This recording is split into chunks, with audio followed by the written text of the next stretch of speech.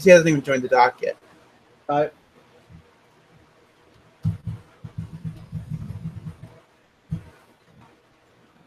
We'll just have to join in when we go. Oh, by the way, we're changing our name back to the Three Cats. I don't give a shit. Why? What happened? Well, now that I can get at, because a few weeks ago, I don't know if you remember, I told you guys that Apple came out with a tool that allowed you to delete old podcasts and change the feeds. Yep. We always seem to like the. I mean, we've done out of the probably 400 episodes we've done. Yep. The vast majority of them are the Three Casts. So if we should just stuck with it. But all right.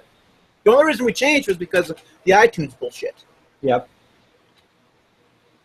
Ricky hasn't been here long. Been here. Wow. Get with it, Ricky.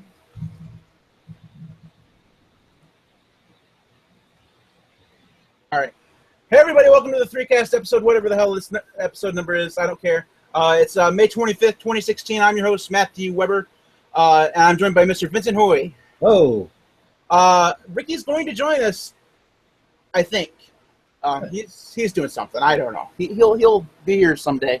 Eventually, he'll join us. I mean, it's his movie. He should be here. Yep. So, what we're going to do, tonight's movie was Batman vs. Superman. Was it Dawn of Justice? Yep. Is the subtitle? Okay. Batman vs. Superman, Dawn of Justice has Henry Cavill as Superman, Ben Affleck as Batman, has Jeremy Irons as Alfred. Mm-hmm. Who plays Wonder Woman? Who's the Wonder Woman? Gal Gadot or something like that. All right. So somebody I know. Anyways, Jeremy Irons is one of my favorite actors of all time. Not necessarily because he's a great actor, but because his voice is amazing. Star. Well, he's one of those guys. Yeah. He's one of those guys who has a trait that you just recognize. He has the voice. Willem Dafoe has the face. Christopher Walken has the face and the voice. Mm-hmm. He's just one of those characters. Anyways, seeing as how Ricky's not here yet, Vince, why don't you tell us what this movie's about? All right. So this is basically originally supposed to be the sequel to the reboot of the Superman movie that Cavill worked on a few years back. Unfortunately or not, they decided to bundle in, hey, why not? We see the success of the Marvel movies, so they decided to throw in, you know what? People like superheroes, but you know what? If we threw 2 superheroes in them, that'd be great. Unfortunately, the Christopher Nolan trilogy had just ended at that point in time, but they said, who cares? Let's resurrect Batman and make him Ben Affleck, because he sells movies too. So what you got there is, at the first blush, a quick money grab by the studios, but then they actually started acquiescing and realizing that, you know what, you got to make this movie for the fans to set the groundwork for the bigger, Justice League movies and all these other franchise properties that we want to bring in, because guess what? Making tons of money, hand over fist, we got to be part of this. So what happens is that they said, what's the best storyline that we got from Batman? Well, Batman versus Superman, which happens in the Dark Knight Returns series. And that basically takes place when Batman's kind of past his prime, effectively. He's retired, and he comes out of retirement to fight crime again. But Superman in the comic book is pretty much enlisted to kind of be the strong arm of the U.S. military, effectively. And of course, this eventually puts them at odds to each other, and they duke it out. And spoiler alert! Are we allowed to disclose the ending of things? Yeah, go ahead. I don't care. Okay. So, spoiler alert, the movie ends in a similar way to the way Batman vs. Superman ends in the comics in the Dark Knight series, where basically they fight it out. Batman, again, proving that that's brains always beats out brawn, beats Superman to a pulp, but doesn't kill him because, hey, Batman doesn't kill. But effectively, he pretty much fakes his death, where Batman pretends to, basically die and lose, so that he basically dies. So at the funeral, everyone thinks he's dead, but then Clark Kent turns around and hears the heartbeat of what's Bruce Wayne. And the next couple of pages, you see that Bruce Wayne is plotting as Batman now that he's dead in the public eye, that he's planning out this new attack, right? Now, the movie is really good in that it captures a lot of the things about the comic book, in that it's grittier. It talks about the tragedy of superheroes as they age. It talks about the use of force and the kind of use of goodwill to eventually become perverse and for uses of negative values. In the movie, they, instead of the U.S. government necessarily, they use Lex Luthor, and that's about where it starts really starting to display. When you have in the movie, because they want to throw a whole bunch of new comic book elements into it, they throw in Doomsday. Basically, the whole premise is that Lex Luthor basically gets access to the spaceship that General Zod and the guys from the original Superman movie used, and then he mixes his DNA with the kind of resurrection device in the ship to basically make this weird beast called Doomsday, which is effectively Kryptonian, basically a Superman that is monstrous and can basically annihilate everything.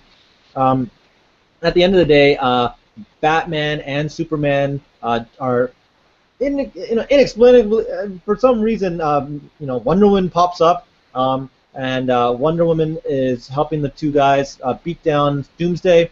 The whole premise of the movie was to talk about this theme about this issue of Superman as a god being possibly used for the bad forces, and whether or not he's actually human or a god. At the end of the day, to prove that he's human, Superman basically kills himself in order to kill Doomsday, and thereby saving the rest of the city, Gotham and Metropolis. Keep in mind that there's this kind of leitmotif of Batman's parents. Again, Bruce Wayne's parents are Martha and what's Bruce Wayne's dad's name? Help me out here, anybody? Isn't it like Bruce? No, Bruce Wayne's dad's not. Senior? Sorry? Isn't it Bruce Senior? Maybe so. Thomas. Oh no, Bob. Thomas, No. thank you. So basically the premise is that they start the movie off with Thomas and Martha Wayne getting shot and killed, and you got to keep in mind it's no coincidence that Clark Kent's mom is Martha Kent. What's Superman's dad's name? John. I think it's John. No way, it's Jonathan. Yes, you're right. It's Yeah. Jonathan Kent, right? So basically, I know that one. To kind of rest assured that the audience is aware of this kind of thematic tie. The movie at the climax when Batman and Superman are about to kill each other. Batman says, "Remember Martha," or he's doing. Sorry, Superman says that he's going to kill Batman because Lex Luthor, in some convoluted plot, makes Superman have to decide to kill Batman in order to to win, to save Lois Lane. But in the process, Superman and Batman disclose that remember Martha, right? And again, both of them have mothers named Martha, except Superman's is alive. And then that's where the whole plot kind of gets revealed. And then they kill Superman. Superman gets killed in the interest of saving humanity. And at the end, in this kind of turn of events, unlike the comic book where Batman is the guy that's assumed dead and then resurrects, at the end of this Batman vs Superman movie, we know that it's the start of a franchise. We know that it's the start of the Justice League and all that stuff, because hence the name Dawn of Justice. Basically, you see the cemetery / grave conditions of both Superman and of Clark Kent, and you at the end of the day see the heartbeat, hear the heartbeat, and see the kind of soil come up and bounce off the top of the coffin and off top of the funeral plot. So long story short, it's a typical summer blockbuster. If you don't mind me indulging here, I had no problem with the way it was presented. Everyone crucified this movie. The critics hated it. I didn't really have that much of a problem with it. I mean, I'll be honest with you. I give it probably a 6 out of maybe a 5 or a 6 out of 10. Just in terms of its enjoyment, it had a lot of stuff to kind of wrestle with. I thought that some of the acting could have been improved upon, but I got to give Ben Affleck credit where it's due. It was a hard role to assume, especially in the shadow of Christopher Nolan's version with what's his name? I can't remember the guy's name. Um, Man, I'm terrible. uh, Yeah, yeah, B dude. Yeah, Christian Bale. Christian. Yeah, that's it. So in light of all the hype with that and the Nolan series, I mean, it did keep some of the grittiness of Batman, but you know, Ben Affleck could not win. A lot of people liked Ben Affleck's acting in it, but they really hated the story. They felt that it was very convoluted, and understandably so. Like, I mean, if I were a non-comic book kind of geeky person, I wouldn't know a lot of the subplots about Cyborg. I don't know the thing about, like, you know, when they're trying to throw in every single person, Flash doing the whole time. Was it the speed thing? To go from different dimensions to warn Bruce Wayne.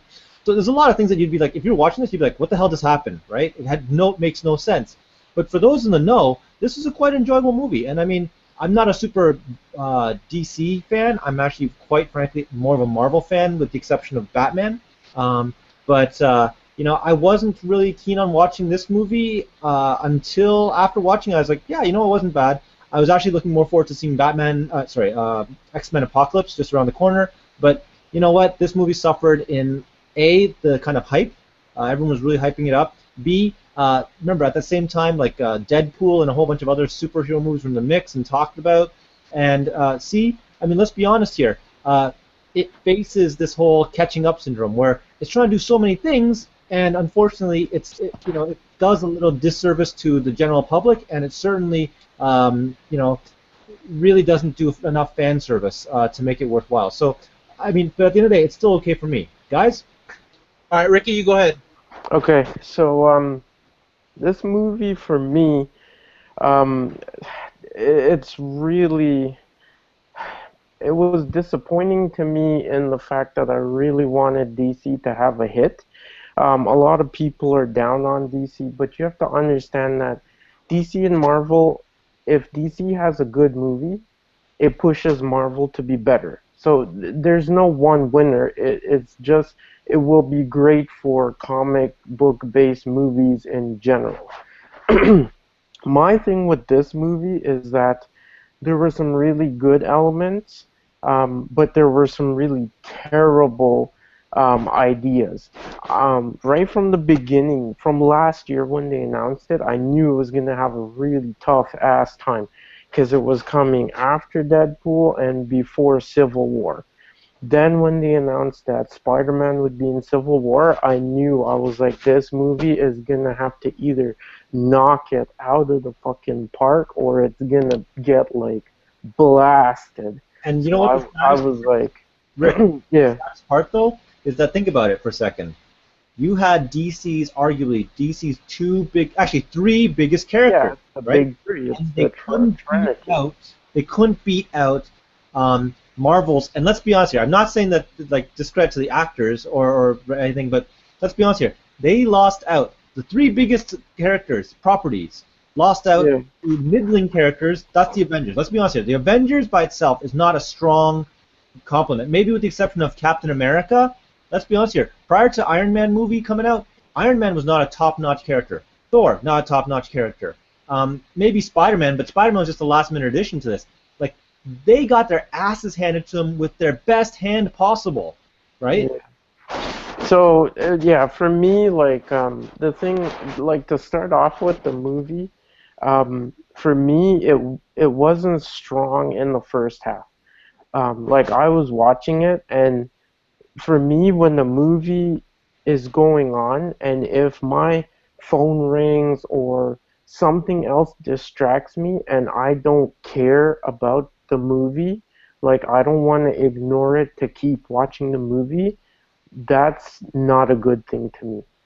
After the first half, when they were trying to play all movie, like critically acclaimed plot and yada yada yada, when they got into the ass kicking part with like Batman fighting Superman and Wonder Woman and stuff, that's when it really got interesting for me. Lex Luthor, the actor, I think his name is Jesse Eisenberg. I hated him as Lex Luthor. Huh. I thought at the end when he was going to jail and they shaved his head, he immediately took on the role to me. So I don't know why they didn't make it that he was in the beginning getting out of jail, playing with kryptonite and all his hair fell off. I don't know, like it's not that hard to come up with good ideas. But him with the long hair and talking with his little whiny voice, that like Lex Luthor is supposed to be someone that can go up against Superman.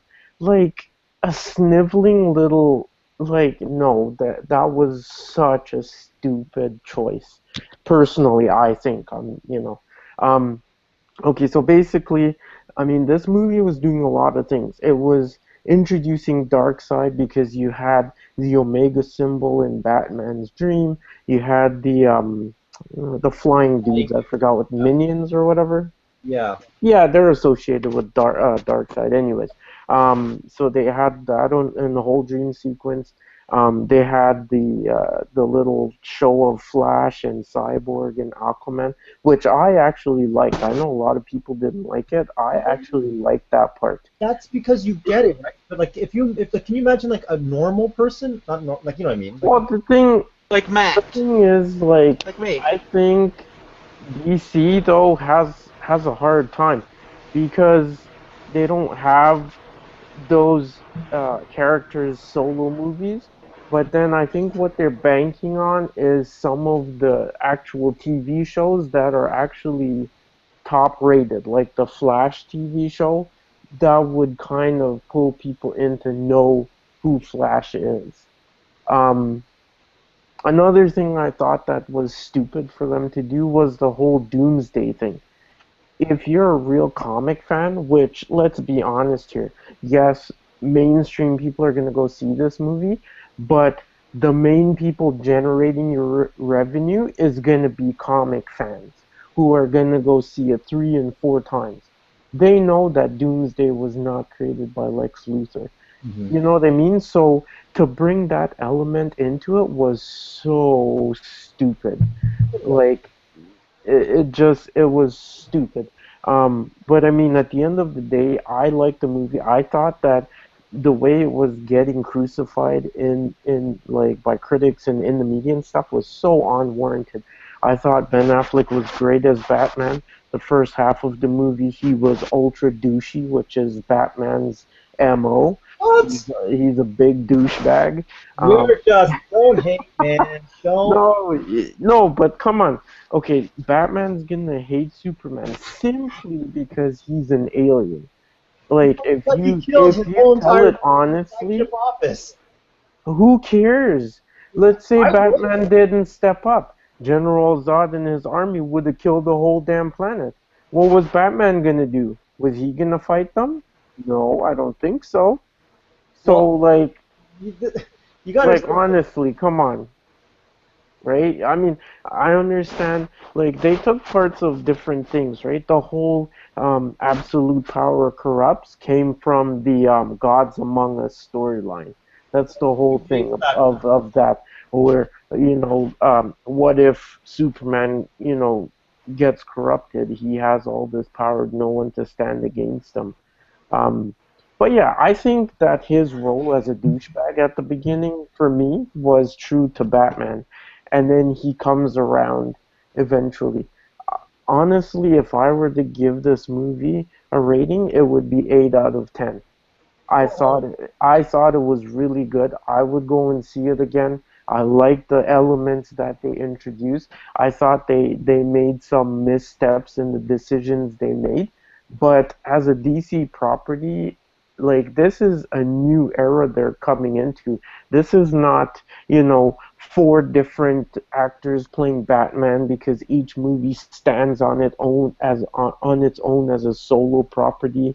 You know what I mean? Like this, they're trying to connect it now, similar to what Marvel is doing. They're trying to connect this one, coming off of what was it, Superman Returns or whatever, the Oh, one with Routh.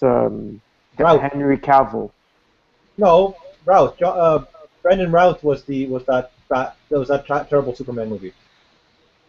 Yeah, but it was Henry Cavill as Superman. I just can't remember what the damn name of the movie was. Man Anyways, of Steel. Man of Steel was. yeah, Man of Steel, Yeah. right? So they connect this to that, and then this is gonna lead into Justice League, and then the solo movies are gonna branch off. Like this is very different from what they were doing before.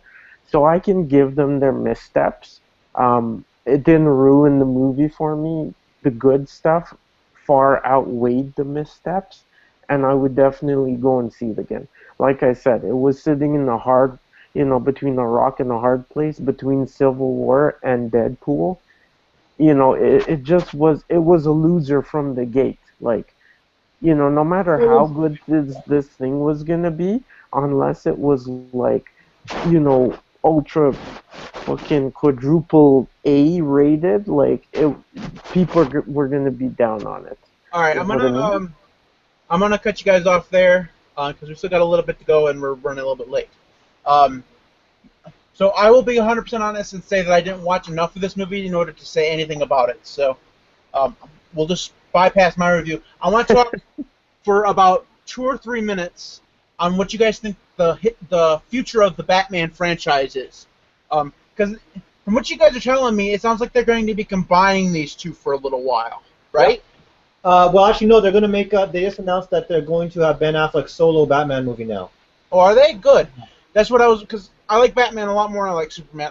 I don't care for the Superman franchise Boo. at all. Just saying, Rick. Superman's not relatable. I mean, I don't know that Bruce Wayne's really all that relatable because I mean he's a billionaire playboy.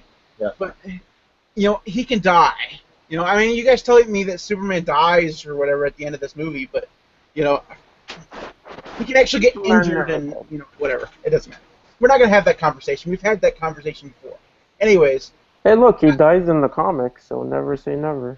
All right. Well, I'm glad to hear that they're doing a solo Batman movie, just because, like I said, I like that franchise way better.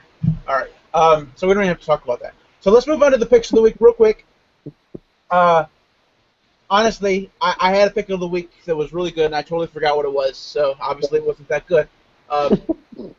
So I'm just going to use an old standby. Pocket Cast is a podcast app. It's on Android, iOS. I wish I had a desktop app. It doesn't. But if you listen to a lot of podcasts. Pocket Cast is great. It is a paid app, so you have to pay like $4 or whatever. There's no free version. It works really well. There's nothing more to say. Vince, do you have a pick of the week for us? Yep. Actually, today, see these. I picked these up recently, and I travel around the world, and I have gone through so many earbuds and stuff. And I really hate it when you have earbuds and they get yanked when you're wearing them and listening to them, and like you get caught on sweaters, luggage, or whatever, and it just feels like someone pulled your ears out.